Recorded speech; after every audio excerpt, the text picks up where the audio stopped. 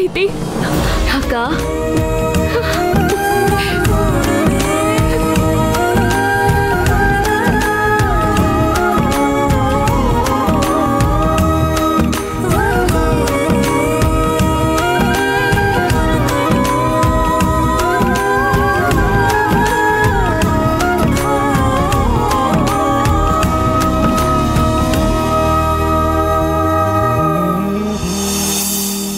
என்னங்க?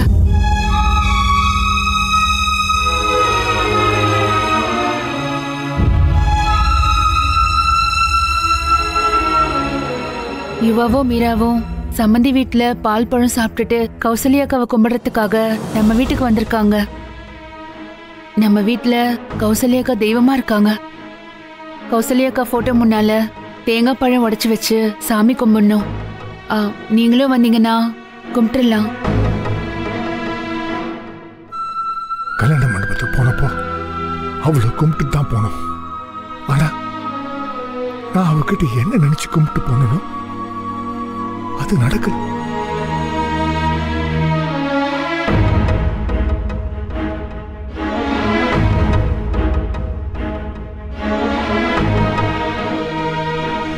இது வரைக்கும் நான் என்ன கேட்டாலும் நடத்தி வச்ச கௌசல்யா நம்ம பொண்ணு கல்யாணம்னு வரப்போ நம்ம பொண்ணு பக்கம் நிக்காம அவ பொண்ணு பக்கம் தான் நின்னுக்கா. புருஷனா பொருந்த குடும்பமான்னு வரப்போ அவ என் பக்கம் தான் நின்னா.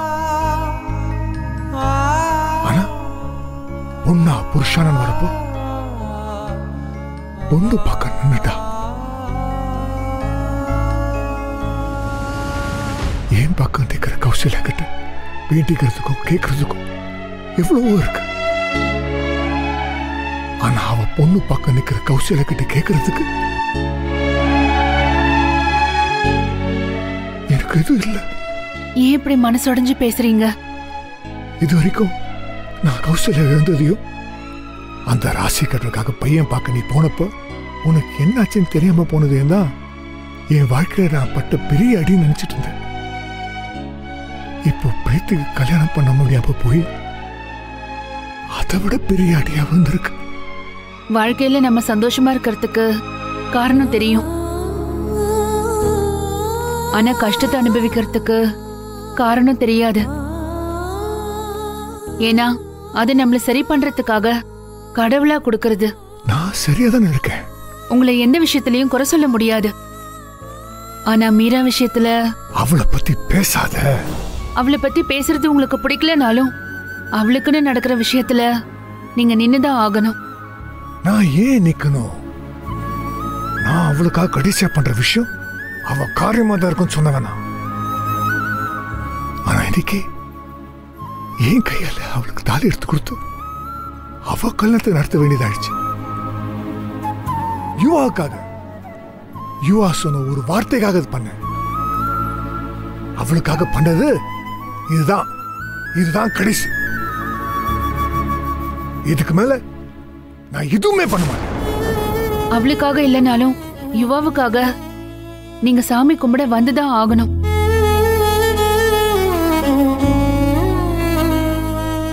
எனக்கு இந்த சடங்கு சம்பிரதாயத்துல நம்பிக்கை இல்லை. அப்படி இருந்தும் நீ இந்த கல்யாணத்தை சொன்ன எல்லா சடங்கு சம்பிரதாயத்தையும் மதிச்சு பண்ண. ஆனா நான் அப்படி மதிச்சதுக்கு எந்த சம்பிரதாயமும் எனக்கு நல்லது பண்ணல. நான் நினைச்ச மாதிரி எதுவும் நடத்தி வைக்கல. இனி எந்த சடங்கு சம்பிரதாயத்திலும் நான் நிக்க மாட்டேன். அதுக்காக உங்க நம்பிக்கை நான் கெடுக்க மாட்டேன். உங்களுக்கு நம்பிக்கை இருந்தா பண்ணிக்கங்க.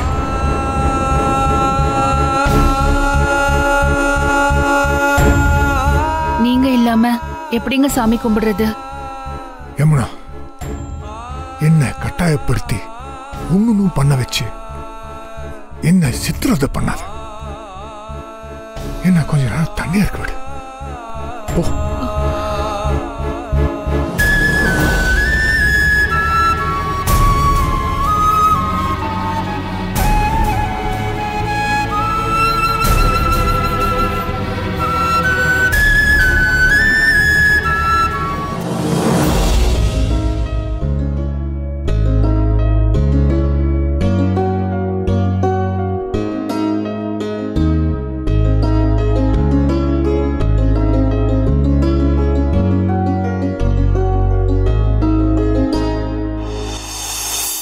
யாருக்காக காத்துட்டு இருக்கீங்க? சாமி கும்பிட வேண்டியதானே? இல்லத்த, யமுனா மாமாவை கூட்டிட்டு வரேன்னு சொன்னா. அவங்க வந்ததும் எல்லாரும் சேர்ந்தே சாமி கும்பிடலாம். என்ன யமுனா, நீ மட்டும் வர?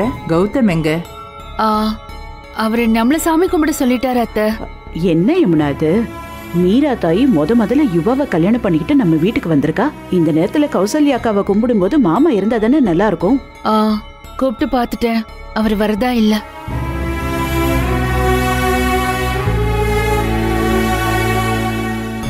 சரிம்மா, அவன் வரலன்னா என்ன, நாம சாமி கும்பிடலாம்.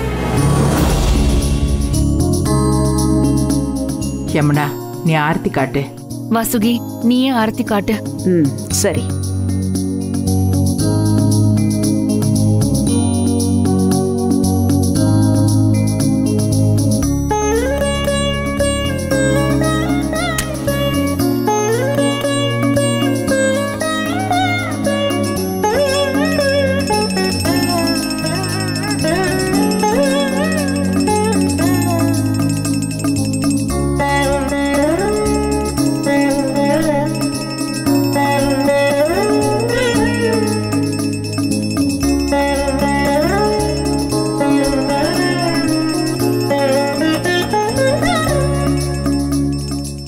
அக்கா, கல்யாண மண்டபத்துக்கு புறப்பட்டு போனப்போ பிரீத்திக்கு தாலி பிரிச்சு கோக்கறதுக்குள்ள மீராவுக்கு கல்யாணம் பண்ணிடுறேன்னு உங்ககிட்ட சத்தியம் பண்ணிட்டு போனேன். ஆனா மீரா யுவா லவ் பண்றது தெரிஞ்சு மீராவை யுவாவோட கல்யாணம் பண்ணி வச்சிட்டேன். எல்லாத்துக்கும் உங்க ஆசீர்வாதம் தான் காரணம். மீரா யுவா சந்தோஷமா வாழ நீங்க தான் ஆசீர்வாதம் பண்ணணும்.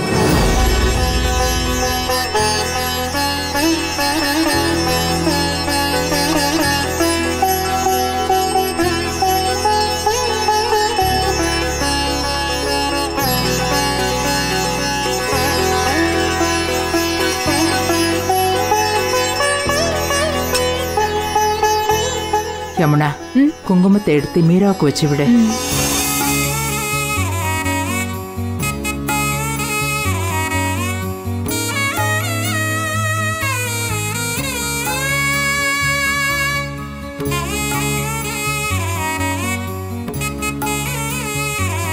மீரா, கௌசல்யாக்காவை நல்லா பிரார்த்தனை பண்ணிக்கோ.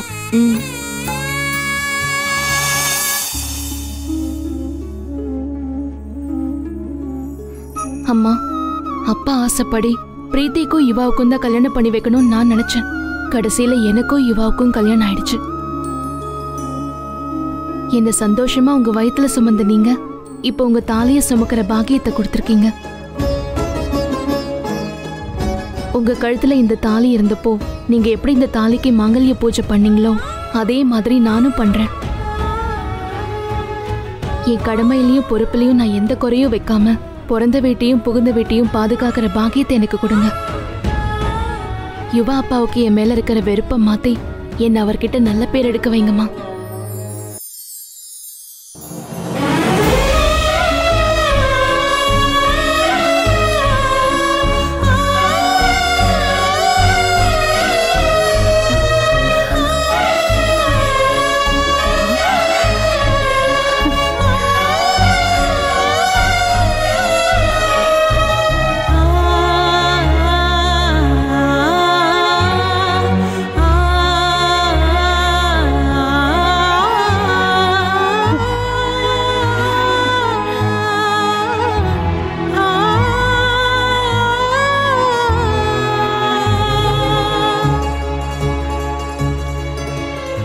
கௌசல்யாக்கா பூவை சரிய விட்டு மீரா தாயோட கல்யாணத்தினால மனசு ரொம்ப சந்தோஷமா இருக்குன்னு காட்டிட்டா.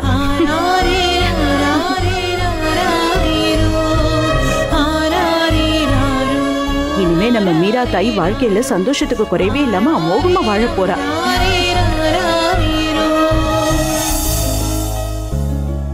மீரா, யுவாவை கூட்டிட்டு மாடிக்கு போ, நான் காஃபி எடுத்துட்டு வரேன். போங்க. சரிம்மா.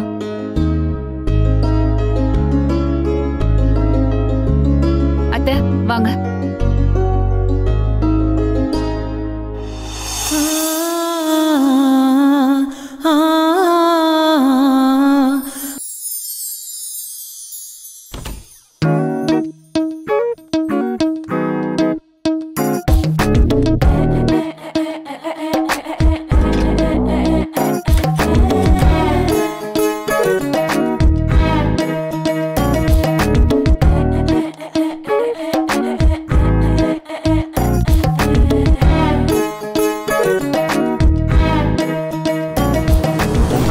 சம்மதத்தோட உன்னை கல்யாணம் பண்றேன்னு சேலஞ்ச் பண்ணேன். நான் எவ்வளவோ போராட்டத்தை ஃபேஸ் பண்ணி எக்கச்சக்க டென்ஷன் அனுபவிச்சு ஒரு வழியா உன் கழுத்துல தாலி கட்டி உன்னை பொண்டாட்டி ஆக்கிக்கிட்டேன். ஏன் சிரிக்கிற? ஒரு ரூம் வர்றப்பெல்லாம் போன்னு விரட்டுவே. இனி உன்னால விரட்ட முடியாது. ஏன்? ஏன்னா நான் இப்போ லைசன்ஸ் ஹோல்டர். இந்த குல்ஃபி எனக்கு தான் சொந்தம்.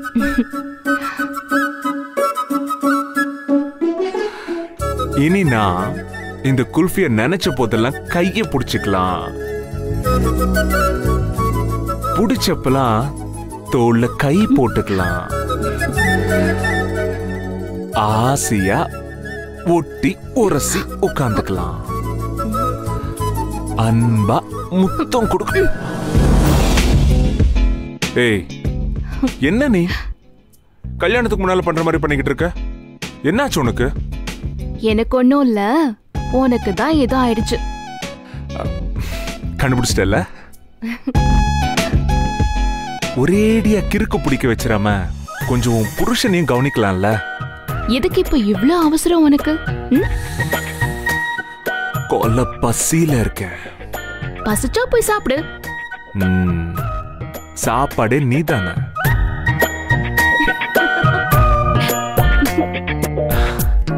சாப்பிடவா? இன்னைக்கு உனக்கு சாப்பாடு ரெடி ஆகல. எப்ப ரெடி ஆகும்? எப்போ உன் வீட்டுல காமாட்சி விளக்கு ஏத்துறனோ அப்போ. எப்போ உங்க அப்பா உங்க வீட்டு மருமகளா என்னை ஏத்துக்கிறாரோ அப்போ. உன்னை வீட்லயே இருக்க கூடாதுன்னு சொல்லி உங்க அப்பா உன்னை வெளியே அமிச்சிட்டார்ல, அந்த கவலை கொஞ்சம் கூட இல்லாம இப்படி ரொமான்ஸ் பண்ணிட்டு இருக்க. ஏய், என் அப்பா ஒரு லூசுடி. அந்த லூஸ் பேச்செல்லாம் பெருசா எடுத்துக்க முடியுமா? நீ எப்படி வேணாலும் எடுத்துக்கலாம், ஆனா நான் சீரியஸா எடுத்துக்கிட்டேன். உங்க அப்பா என்ன மருமகளா ஏத்துக்கிட்டதுக்கு அப்புறம் தான் நமக்குள்ள எல்லாம் நடக்கும். ஏய், என்ன விளையாடுறியா? ஏன் இப்ப டென்ஷன் ஆகுற? பின்ன கல்யாணத்துக்கு முன்னால உங்க அப்பா உன்னை மகளா ஏத்துக்கிட்டாதான் கல்யாணம் பண்ணிப்பேன்னு சொன்ன. அவரும் கிட்டத்தட்ட மகளை ஏத்துக்கிட்டு கல்யாணம் பண்ணிட்டாரு. இப்போ எங்க அப்பா உன்னை மருமகளை ஏத்துக்கிட்டதான் மத்ததெல்லாம் சொல்ற. ஆமா, என்ன பார்த்தா உனக்கு எப்படி தெரியுது? ரொம்ப ஏக்கத்துல இருக்கிற மாதிரி தெரியுது. ஏக்கத்தை போக்கலாமா? நீ ஒரு மார்க்கமா தான் பேசுற. தீர்க்கமா பேசுற. என் பக்கத்துல வராத.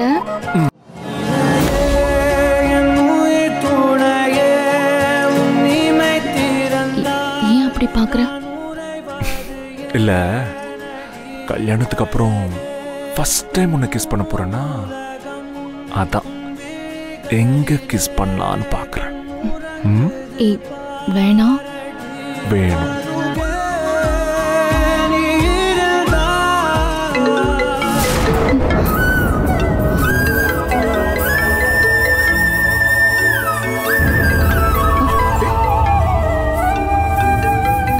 ஏய், அப்பா ஃபோன் பண்றாரு. ஐயோ, கல்யாணத்துக்கு முன்னால உனக்கு பதிலா பிரீத்தியை கல்யாணம் பண்ணிக்கோன்னு சொல்லி டார்ச்சர் பண்ணாரு.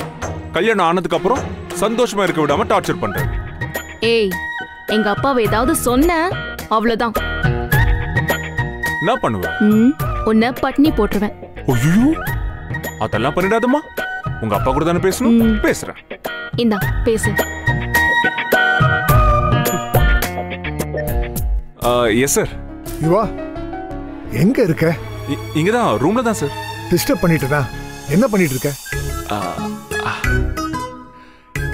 ஏதாவது பண்ணலான்னு நினைச்சேன், அதுக்குள்ள நீங்க போன் பண்ணிட்டீங்க. உங்ககிட்ட கொஞ்சம் பேசணும். உடனே கிளம்பி இங்க வா. உங்ககிட்ட ஒரு முக்கியமான விஷயம் பேசணும். இப்போ வா. இப்போவே நான் உங்களை பார்க்க வரணுமா? விஷயம் இருக்கு, நீ காரிடோருக்கு வா. சார், ஒரு 10 மினிட்ஸ் கொடுத்தீங்கன்னா சின்ன வேலை இருக்க முடிச்சுட்டு வந்துடுறேன். ஓகேவா? 10 மினிட்ஸ்ல என்ன பண்ண போற? நீ கிளம்பி வா, இல்லைன்னா நான் உன் ரூமுக்கு வருவேன். வேண்டாம் சார், வேண்டாம். நீங்க அங்கேயே இருங்க, நானே வந்துடுறேன். சரி வா. சரி சார். உங்க அப்பா காரிடாருக்கு வர சொல்றாரு. இந்த நேரத்தில் என்ன கூப்பிட்டு அவர் என்ன பேச போறாரு? நீ கிளம்பி இங்க இருந்து போ. போய் வா. மீரா, அது போய்தான் ஆகணுமா? நீ போகல அப்புறம் உன்னை பட்னி போட்டுருவேன். வேண்டாமா, நான் போறேன்.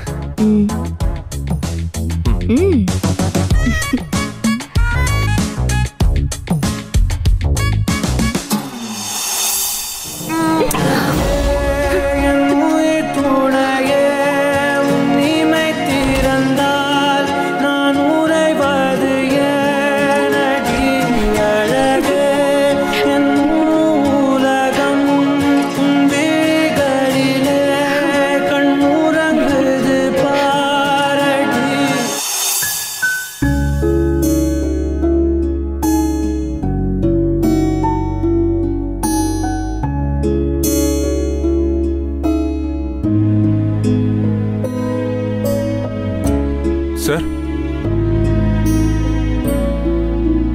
வாயு வா. சொல்லுங்க சார்.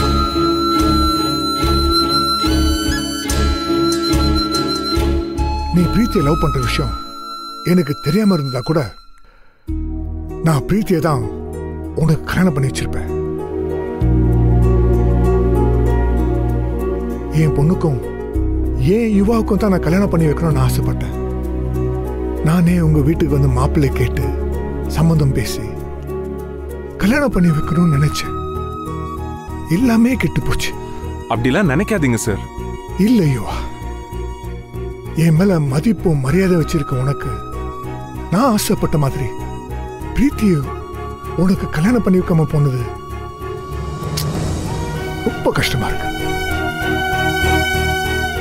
பெரிய தப்பு பண்ணிட்டோமோன்னு மனசு உறுத்து. எனக்கு எவ்வளவோ உதவி பண்ண உனக்கு நான் கஷ்டத்தை கொடுத்துட்டேன்.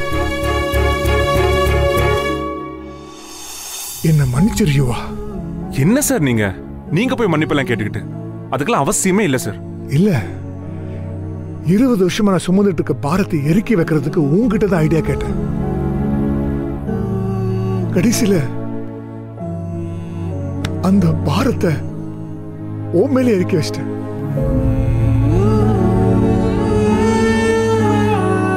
நீ அவளை கல்யாணம் பண்ணிக்கிறதுக்கு உன் சம்மதத்தை நான் கேட்டப்போ நீ முடியாதுன்னு சொல்லிதா கூட கல்யாணம் நின்றுக்கும். ஆனா நான் கேட்டதும் நீ சரின்னு சொல்லிட்டீவா. ஏன்டா? நீங்க கேட்டு நான் எதை சார் முடியாதுன்னு சொல்லியிருக்கேன். நீங்க என்ன சொன்னாலும் ஏன் எதுக்குன்னு கேட்காம நான் செய்வேன் சார். லைஃப்ல எத்தனையோ பேர்கிட்ட பழகுவோம், ஆனா ஒரு சிலர் தான் மனசார மதிப்போம். நீங்க நான் மதிக்கிறவங்கள நம்பர் 1% சார். என்ன சார் அப்படி பாக்குறீங்க? நீ என் மருமகனா வந்திருந்தா எப்படி இருந்திருக்கும்? இப்போ அப்படித்தானே சார் இருக்கேன். இல்ல, நீ பிரீத்தியை கல்யாணம் பண்ணிருந்தா எப்படி இருந்திருக்கும்? அது நடக்காம போச்சு. எது நடக்கணும்னு இருக்கோ அதானே சார் நடக்கும். நடந்த நீ ஏத்துக்கிட்ட, ஆனா என்னாலதான் ஏத்துக்க முடியல. காலம் எல்லார் மனசையும் மாத்துற மாதிரி உங்க மனசையும் மாத்தும் சார். நீங்க நடந்ததே நினைச்சிட்டு இருக்காம ரிலாக்ஸ்டா இருங்க சார்.